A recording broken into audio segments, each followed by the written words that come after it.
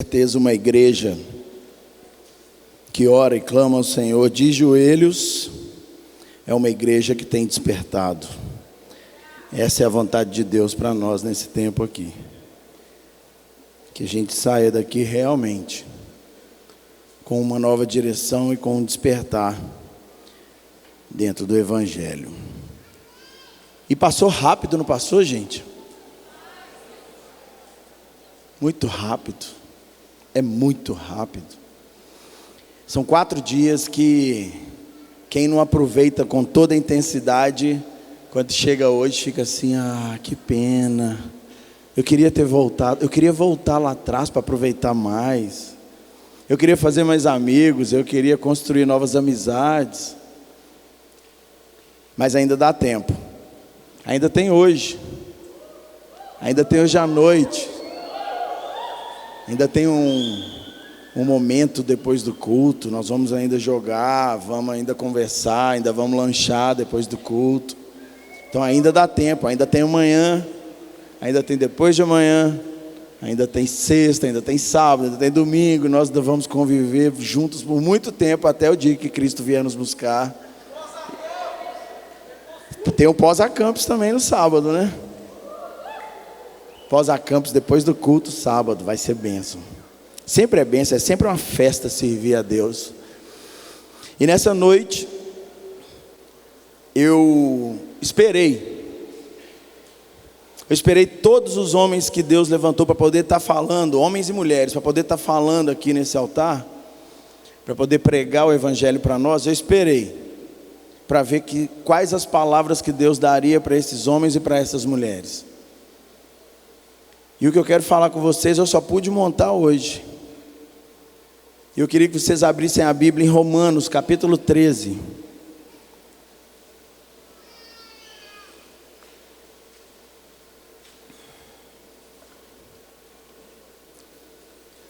É o tema do nosso acampamento, do nosso congresso de carnaval.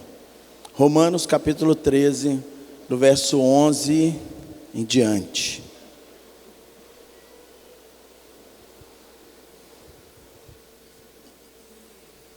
Nós vamos do 11 ao 14. E digo isto a vós outros que conheceis o tempo.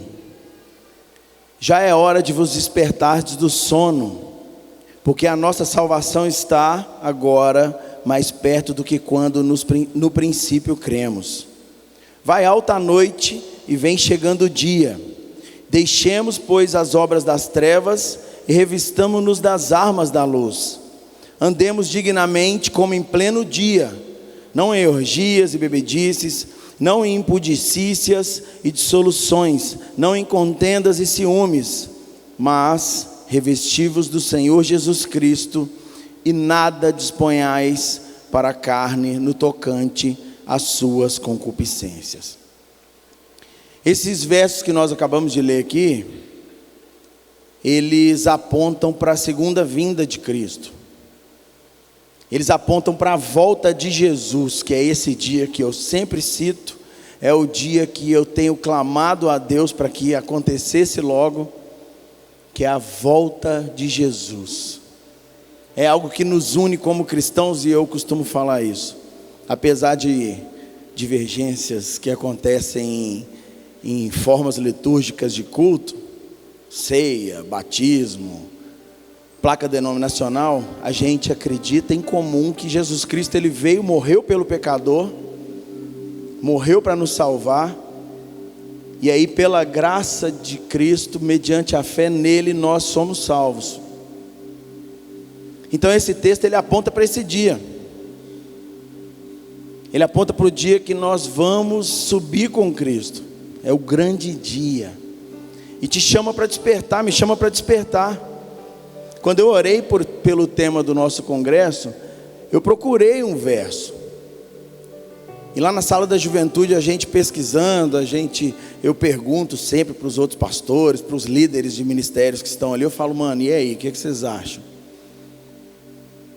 O que está rolando? Que versículo que a gente encaixa nesse congresso? Porque quando eu penso em encaixar algum texto num congresso, Na verdade, eu estou pedindo para que Deus faça aquilo na vida da galera que está participando desse congresso.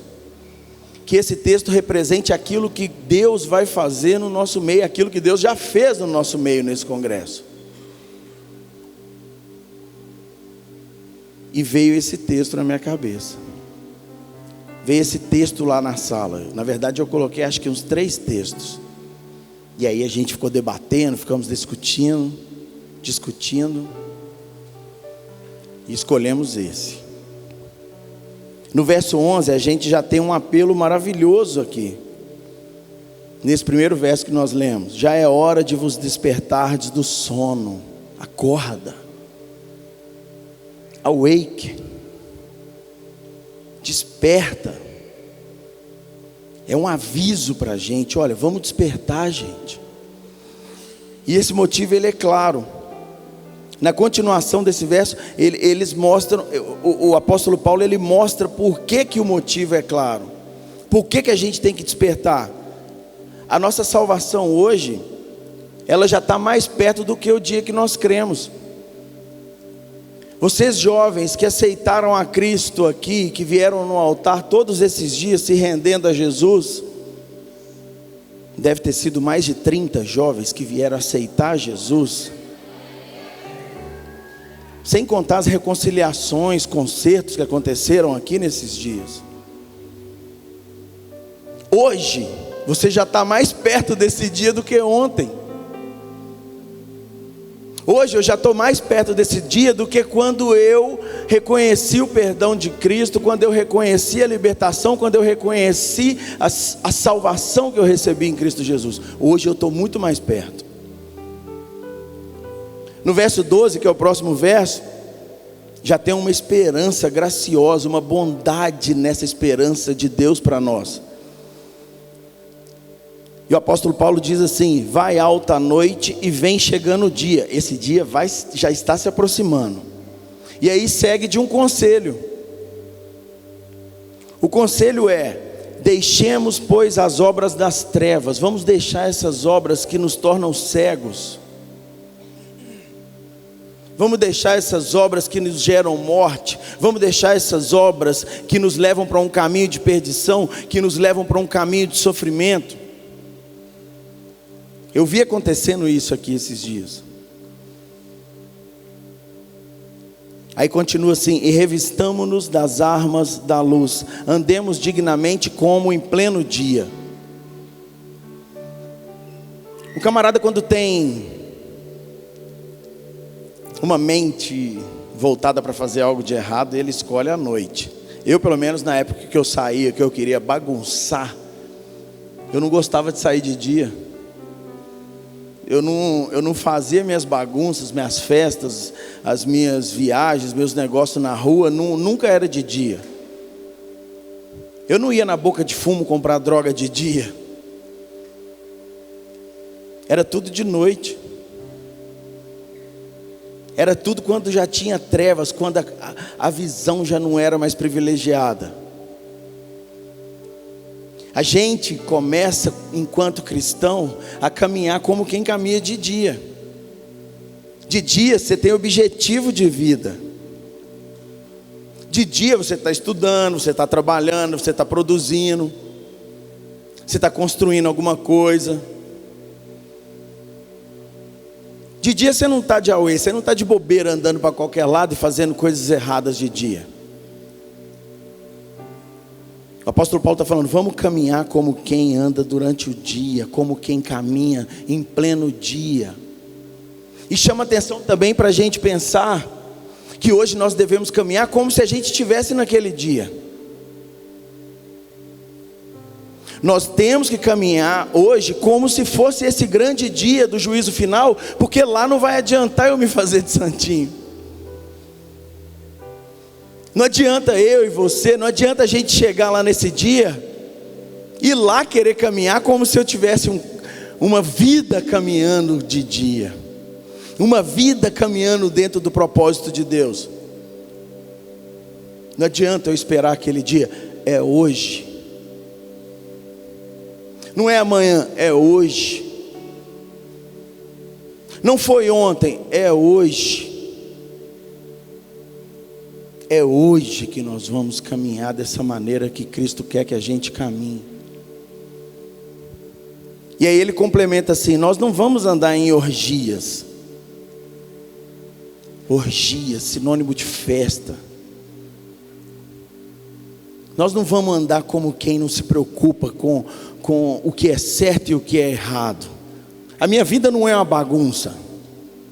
Eu não vou andar com bebedices.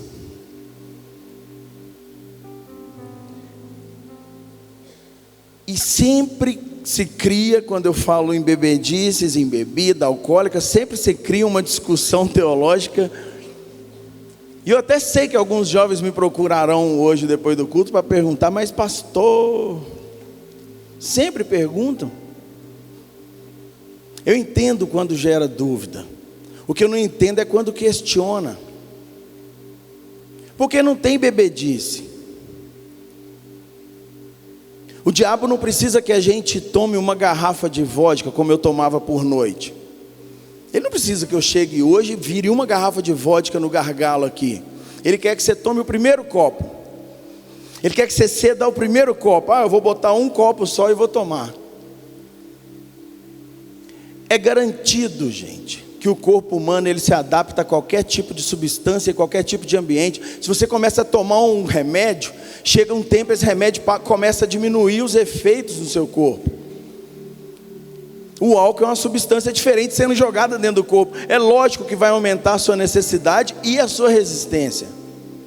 E aumentando a sua necessidade e aumentando a sua resistência, é lógico que vai chegar um dia que você não vai estar tomando só um copo.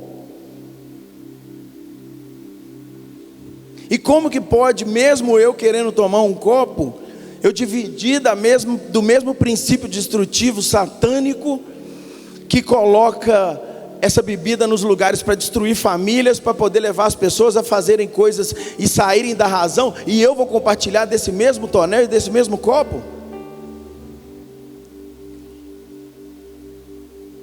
É escolha. É um sacudir de Deus aí na sua vida agora. Deus, eu assumo e eu vou parar de beber. É isso que eu estou te convidando para fazer nessa noite. É isso que o apóstolo Paulo está convidando a igreja para fazer.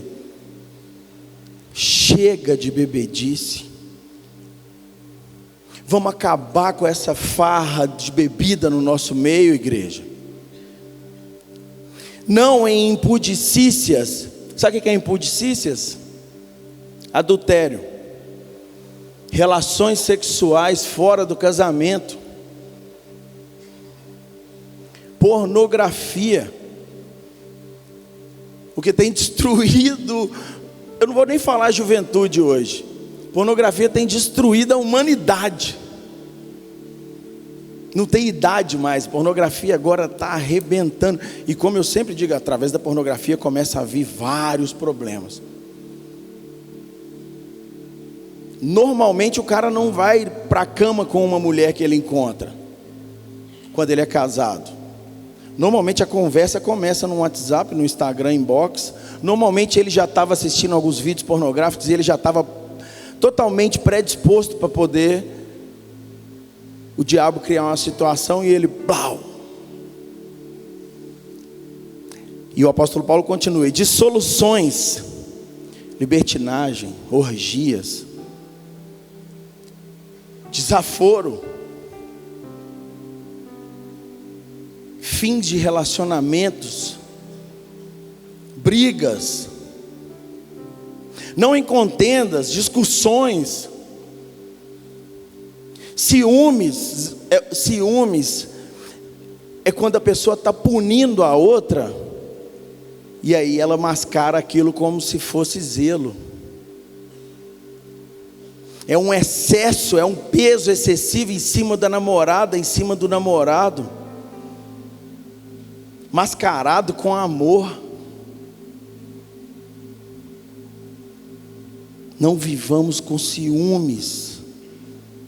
Zelo é uma coisa, cuidado é uma coisa, ensinar sua esposa, sua namorada sobre limites é uma coisa. Outra coisa é você querer botar um peso sobre ela que não é algo comum.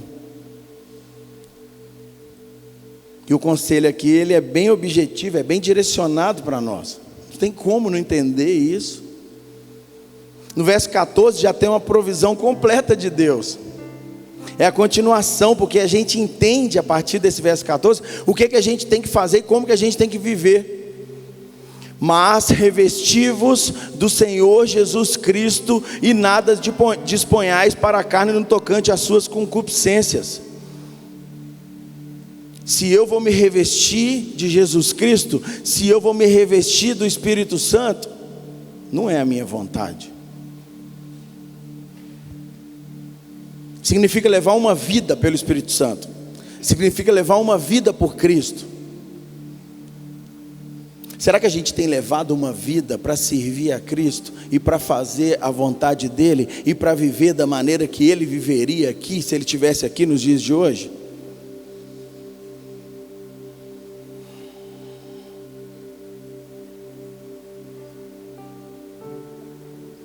Ou será que a gente tem procurado viver da maneira que o diabo tem oferecido para a gente viver?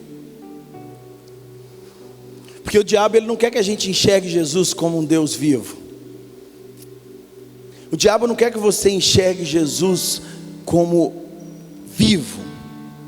Ele quer que você enxergue Jesus morto. A vontade dele é que você tenha uma imagem de Jesus como uma imagem, como um ser que não pode fazer nada para você. Porque ele sabe que se ele te apresenta um Cristo dessa maneira, você começa a acreditar que Cristo não vai poder fazer nada por você. E aí você deixa de acreditar nesse Cristo que está morto. A gente tem que despertar para quem Jesus é. Chegou o tempo de vocês saírem aqui desse congresso com o coração pegando fogo, sabendo quem Jesus é. Se fazer disponível para a vontade de Jesus e se colocar em prontidão para a vontade de Jesus. E disponibilidade no dicionário bíblico é totalmente diferente do dicionário Aurélio, do dicionário comum. Disponibilidade no dicionário comum é ter tempo. Se você for no dicionário bíblico, disponibilidade é eu vou fazer independente de ter tempo ou não, porque eu sei que é prioridade. Se fazer disponível para a obra de Cristo e para aquilo que Cristo quer que você faça. Vamos despertar para aquilo que Cristo quer que a gente viva lá fora, a partir de hoje ou a partir de amanhã? O seu despertamento, ele vai te levar a construir algo muito maior em prol do reino, não em prol de você mesmo. O seu despertamento dentro do plano e da vontade de Cristo Jesus vai te levar a fazer algo muito maior em favor do reino do que em favor de você mesmo. A sua construção agora deixa de ser pessoal, e aí você começa a caminhar dentro de algo, sabendo que a sua vida não é fixada aqui nessa terra. Eu não me preocupo mais com essa terra. É lógico que eu trabalho, é lógico que eu quero conquistar coisas, é lógico que eu quero passar em concurso, é lógico que eu quero construir uma casa muito confortável e maravilhosa para minha família, lógico que eu quero ter carros, quero ter coisas, mas eu não vivo como se isso fosse o fim. Eu não morro por isso, eu não mato por isso. Agora a gente vive para poder fazer a vontade de Deus e para poder trabalhar para que a vontade de Deus se cumpra. Use a sua disponibilidade em favor dos planos de Deus. É assim que você vai voar. E fazendo a vontade de Deus, cumprindo os planos de Deus, certamente a gente vai começar a se preocupar com o próximo, não é? Não é verdade? A vida do crente, ela consiste primeiro naquilo que Cristo fez por nós. Tem um padrão a ser seguido. O padrão é Cristo. E Ele se sacrificou por mim.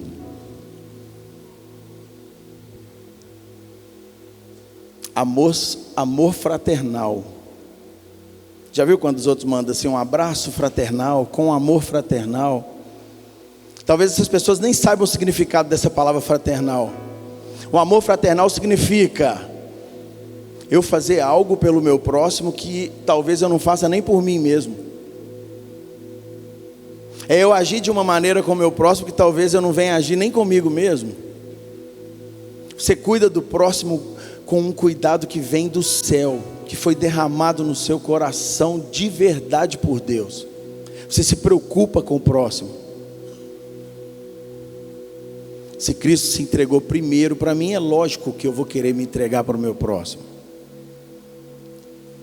É por isso que eu não desisto da caminhada pastoral. Pouco tempo ainda, tem 2 anos como pastor, 2 anos e pouquinho, 2 anos e 4 meses.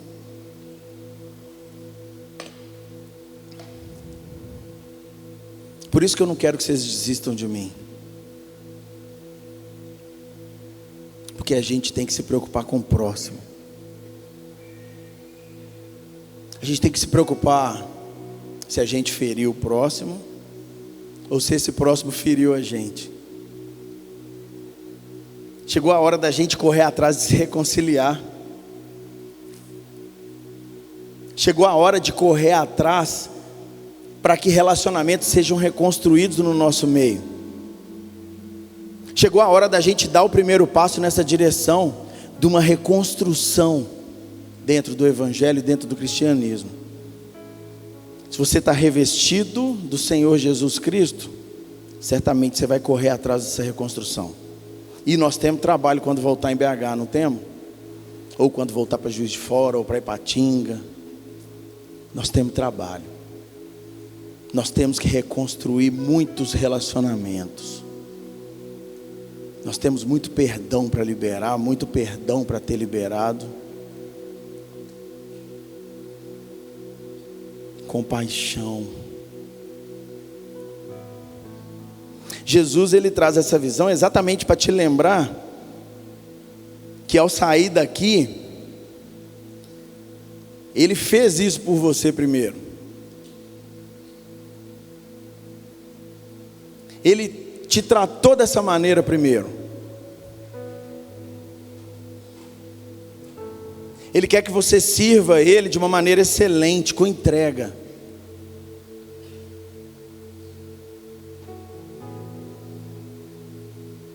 Ele te chama para te mostrar que a obra é dele, não é sua. O chamado é dele.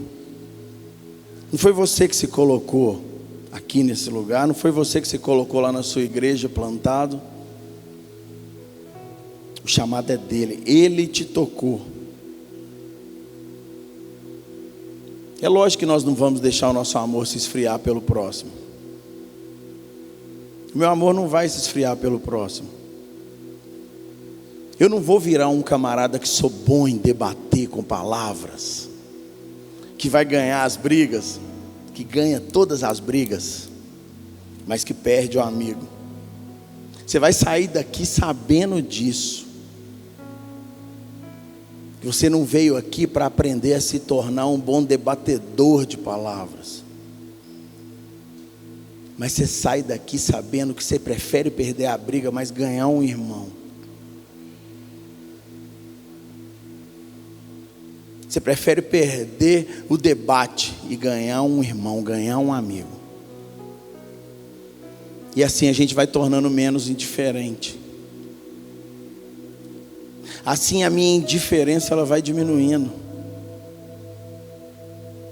Eu vou só me preocupando mais com o próximo. Jesus te manda fazer aquilo que Ele fez por você. Ame mais, sorria mais, abrace mais, se preocupe mais, cumprimente mais. Quantas pessoas a gente passou por esse congresso e a gente não deu nem bom dia?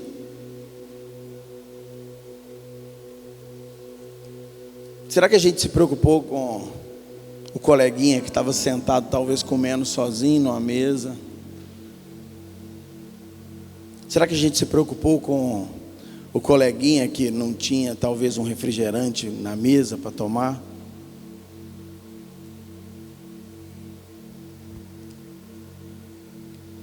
E sabe por que a gente passa a viver dessa maneira? Exatamente porque a gente diz que tem fé em Jesus Cristo. Você vai viver assim porque você diz que tem fé. Não é uma galera que tem fé em Jesus? Nós não temos fé em Jesus Cristo? Nós não temos fé na obra que Jesus fez? No sacrifício de Jesus? Não foi feito de uma vez por todas? Ou será que Jesus precisa morrer de novo para poder mostrar para a gente qual o caminho que a gente tem que traçar? Então, se Jesus morreu e foi feito de uma vez por todas, eu não vou buscar Jesus da minha maneira. Você não vai buscar Jesus da sua maneira. Não é a sua maneira que vai mostrar como o evangelho tem que ser. Não é a sua maneira que vai dizer como que você vai caminhar dentro do evangelho. É a maneira de Jesus. A entrega é completa. A entrega é integral, é tudo para Ele. É o pecado? É entregue para Ele. É vontade? É entregue para Ele. E aí eu não vou agir mais daquela maneira do pecado. Se eu entreguei para Ele, eu não quero mais esse pecado. Jesus, eu te entreguei. Eu te entreguei tudo que eu sou, Jesus. E aí eu ainda vou continuar agindo da minha maneira? Não. E isso gera um benefício para nós na caminhada. Porque a gente passa até a não se preocupar mais com o que os outros pensam da gente. Eu não me preocupo mais com o que os outros pensam de mim. Num bom sentido, lógico. Mas eu vou agir para poder fazer com que Jesus Cristo cumpra a vontade dele na minha vida. Eu tenho certeza que você, sabendo do seu papel dentro do evangelho, sabendo do seu papel como um cristão, com a fé que você tem, tenho certeza que você não vai jogar isso tudo fora na hora que a gente voltar para as nossas casas. Não vai ser uma experiência momentânea que vai te fazer voltar atrás. Não é por causa de uma fraqueza que você tinha antes que você vai chegar lá e vai botar tudo a perder. Tudo que Deus te deu, você vai chegar lá e vai jogar tudo fora. Você confia em Jesus, sabendo que Ele vai destruir todas as obras do diabo na sua vida. Deus, eu confio e sei que as obras do diabo foram destruídas na minha vida. Então essa obra já não tem lugar mais na minha vida.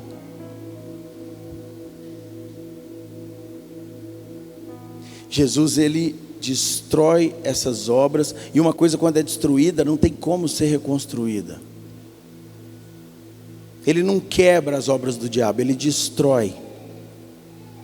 Sem destruir você.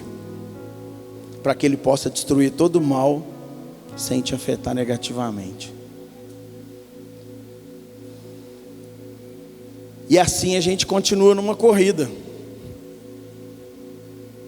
Assim eu continuo numa corrida, e não é uma caminhada, é uma corrida. Mas não somos nós que fazemos a regra dessa corrida. A gente corre debaixo de uma regra salvífica. É uma corrida salvadora. Porque é a presença de Deus que te completa. Essa corrida, ela te leva sempre para a presença de Deus. Ela não te leva nunca para longe da presença dEle.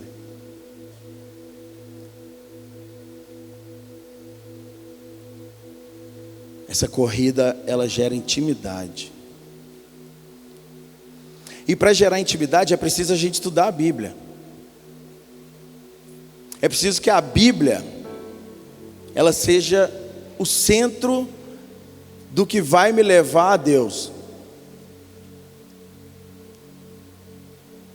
Não são pregações de YouTube. Não são os irmãozinhos que vão lá dar profecias para nós. É a Bíblia, que é a palavra de Deus, que vai te levar ao centro da vontade dEle e vai te colocar com intimidade com Ele. É a Bíblia. E guardar todos esses mandamentos que tem na Bíblia, que é a palavra de Deus, vai nos livrar de vários problemas. Depressão, vai nos gerar libertação, vai trazer cura para nós. Traz cura para você. Te gera cura. Tem intimidade com Deus. Porque se eu não tenho intimidade com Deus, como que eu posso adorá-lo? Como que eu vou adorar a Deus se eu não tenho intimidade com Ele? Como eu posso adorar um Deus que eu não conheço? Como que você faz para adorar um Deus que você não conhece? Como que você faz para vir aqui na frente e falar que a casa é sua? Eu deixo ela para você, mas você não conhece esse Deus. Oh Deus, eu deixo essa casa para você, mas você não tem interesse de ir para a Bíblia, que é a palavra de Deus, e conseguir saber quem é esse Deus, como Ele quer que você haja, como Ele quer que você caminhe, quem Ele quer que você seja, quem Ele te criou para ser.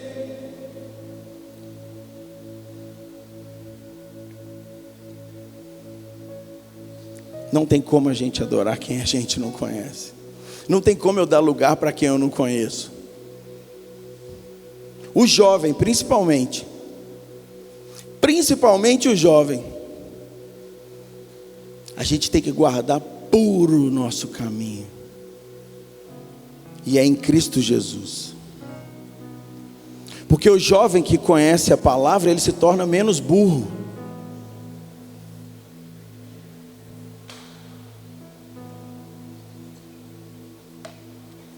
O jovem que conhece a palavra, ele deixa de ser burro.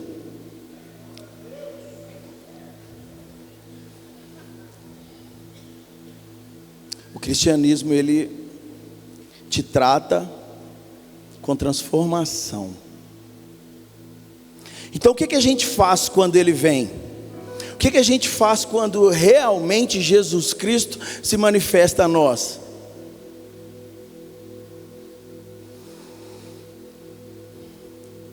Quando Ele se manifesta, a nossa vontade deve morrer. A gente já não se torna mais satisfeito pelo que Ele vai fazer. A gente já não se torna satisfeito pelo que Ele tem que me dar dentro da minha vontade. A gente passa a buscar uma pergunta totalmente diferente para esse Jesus quando Ele vem. Jesus, qual é a sua vontade? Agora não é mais a minha vontade, agora é a vontade dele. Qual é a sua vontade? E aí a gente se torna mais satisfeito por Ele estar conosco. Você se torna mais satisfeito por Ele estar com você. Você se completa de uma maneira que agora não é a sua vontade mais. E isso é uma verdade. Nós nos tornamos satisfeitos por quem Ele é. Nós nos tornamos pessoas que abrem mão da nossa própria vontade. E é lógico que gera dor. Abre mão de pecado, abre mão de vontades. Ter que abrir mão de vícios, de costumes, de coisas culturais, gera dor. Isso traz dor para nós.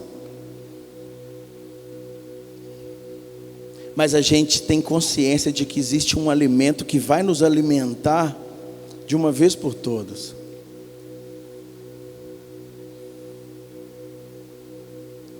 É um pão que não vai te gerar fome mais.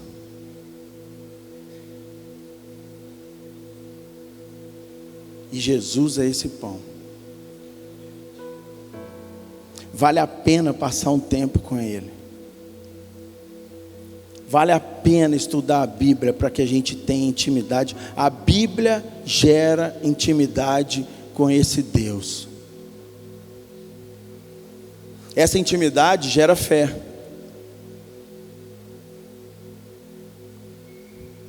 E a fé gera obediência. Porque a fé não é um mero consentimento mental.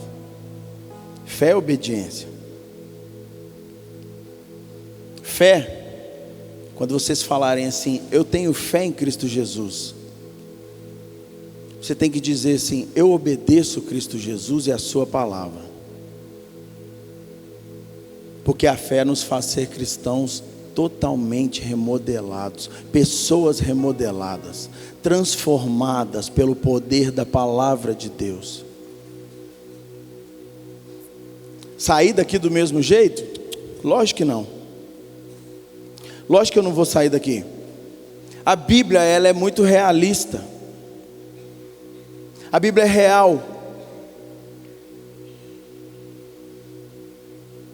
E tudo que nós recebemos aqui nesses dias, através da palavra de Deus, homens e mulheres que se levantaram, que deixaram suas casas, deixaram afazeres, deixaram coisas importantes, para poder compartilhar essas palavras que eu acabei de repetir conosco nesses dias, tem que gerar vida em vocês, tem que gerar vida em mim. É lógico que eu vou sair daqui de uma maneira diferente. É lógico que nós vamos sair daqui de uma maneira diferente. Gente, é inaceitável uma estrutura desse tamanho, um culto desse tamanho, com pessoas trabalhando dia e noite para isso acontecer, palco sendo montado semanas antes desse evento, inscrições sendo feitas, contratos sendo fechados, para que tudo dê certo, para que tudo ocorra debaixo da vontade de Deus. Não tem como a gente não entender que Deus programou essas coisas para que a gente saia daqui diferente. E aí, se eu não aceito a manifestação do poder de Deus nesses dias, é como se eu falasse assim: Deus, você não sabe o que é melhor para mim. Deus, eu não te reconheço como Senhor e Salvador da minha vida, e eu não quero te reconhecer, porque eu já sei que o Senhor é. Eu sei que o Senhor é o único suficiente Salvador, é o único que pode me salvar, é o único que pode me libertar, é o único que pode transformar a minha vida, é o único que vai mudar a direção da minha vida. E mesmo sabendo disso, eu não te reconheço. E mesmo sabendo disso, eu não quero que o Senhor tome conta da minha vida. Eu estou cansado de ouvir palavras. A minha mãe me mandou para cá, Deus, e mesmo a minha mãe me obrigando a vir para cá, eu volto para casa da mesma maneira que eu sempre volto, dia após dia, porque eu quero caminhar num caminho de destruição e perdição eterna. É isso que eu escolho, Deus. Seria leal, seria real você chegar e falar isso para Deus e agir de uma maneira como um homem, do que ficar se enganando seus pais que investem na sua vida, enganando sua mãe, enganando mulheres, enganando homens, enganando meninos, enganando meninas, se escondendo atrás de uma máscara mentirosa, onde o evangelho já foi te pregado, o evangelho já foi falado milhares de vezes e não gera mudança. Palavras que foram pregadas aqui nesse altar por homens de Deus, mulheres de Deus, para poder gerar vida, para gerar transformação, para a gente sair daqui pegando fogo. Jejum. Eu passei mal para pregar sábado aqui, me doía falar sobre perdão, doeu, eu senti dor. E vocês estão achando que o avivamento vem com um arrepio no braço e um sentimento bom?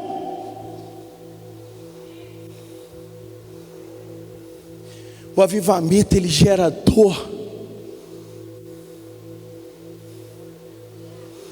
O avivamento, ele faz com que a gente ponha a cara no chão e clame ao Senhor por misericórdia.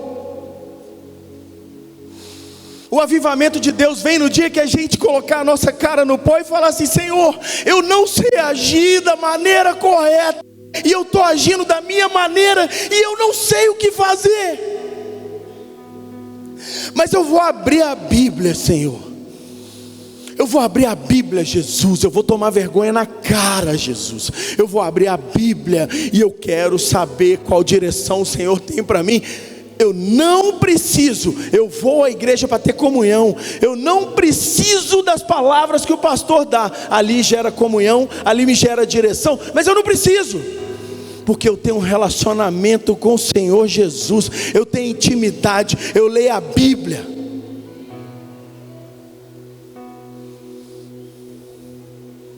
Vocês acham que eu tenho medo da Igreja Batista Getsemane esvaziar, porque existem milhares e milhares de pessoas que entendem o Evangelho, e que estão pregando o Evangelho, e que estão indo para todos os lugares do mundo para pregar o Evangelho, e estão vivendo na plenitude daquilo que Deus tem para elas? Passou o tempo da gente ficar no leite e na dependência de líderes e de pastores. Acabou esse tempo. O dia está chegando. O dia está chegando. E nós seremos cobrados de uma maneira totalmente diferente do que aqueles jovens que estão no carnaval em Belo Horizonte. Pode ter certeza que nós seremos cobrados de uma maneira totalmente diferente. 4 dias dentro de um congresso como esse, se não te gerou mudança, é porque realmente você não quer. Palavras vindas do trono de Deus para nós. E casais de namorado dentro da piscina de madrugada.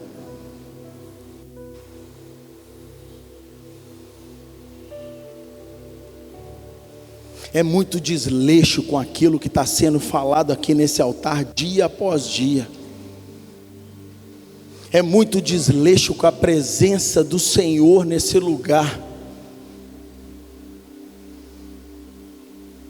É muita falta de cuidado com o ambiente que foi comprado com dízimos e ofertas. Toma vergonha na cara. Toma vergonha, homem. Toma vergonha, mulher. Para de se arrastar pelo caminho. Levanta, sacode a poeira e começa a caminhar como um crente de verdade.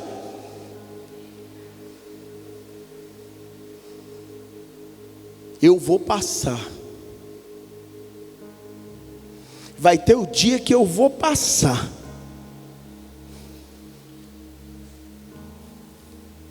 E eu espero que vocês não lembrem de mim como cara brincalhão. Espero que vocês não lembrem dessa maneira. Espero que vocês não lembrem de mim como o cara que jogava futebol.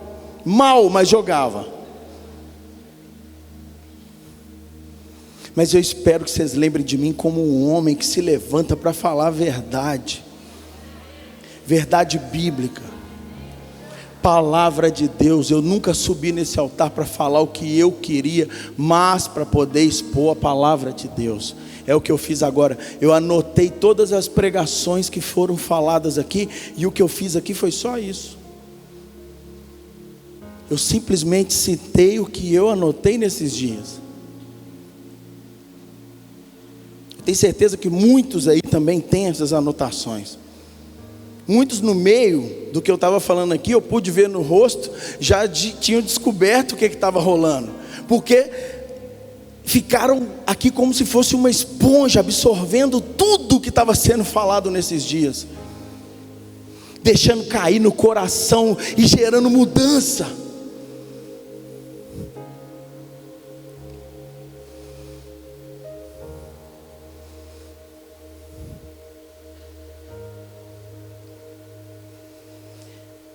Eu ia compartilhar as notícias do que está acontecendo lá em BH no carnaval, igual eu fiz ano passado. Presta meu celular, amor. Ano passado eu compartilhei as notícias do que estava acontecendo em BH, das meninas sendo estupradas, dos homens matando a outro, dando tiro, roubo, briga.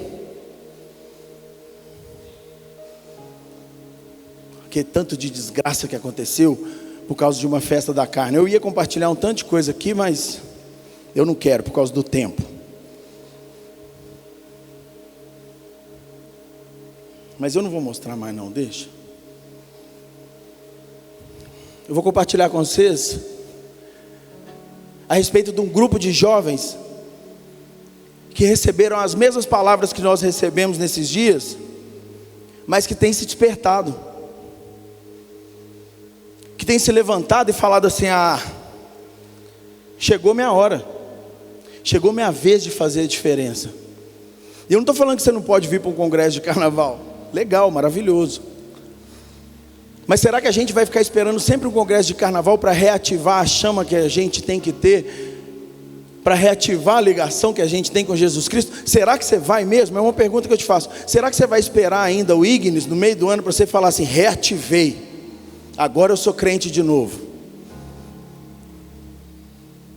Oi, Tiago, tudo bom? Cara, minha internet aqui é triste. Eu enviei a sua mensagem agora, mas o número de participantes nossos aqui está quase 300 pessoas estão conosco no grupo, e nós já tivemos mais de 300 decisões.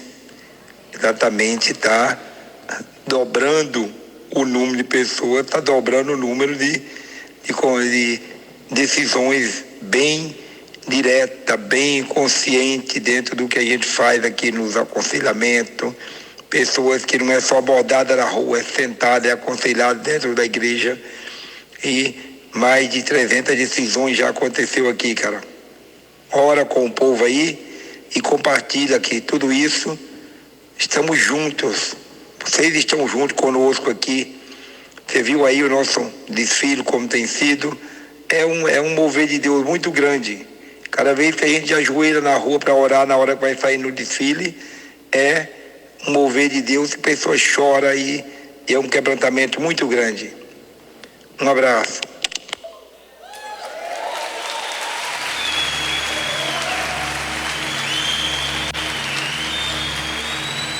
Pessoal, eu espero de verdade que esse congresso tenha te despertado, que Jesus Cristo tenha te despertado nesse congresso. Não esse congresso tenha te despertado, desculpa.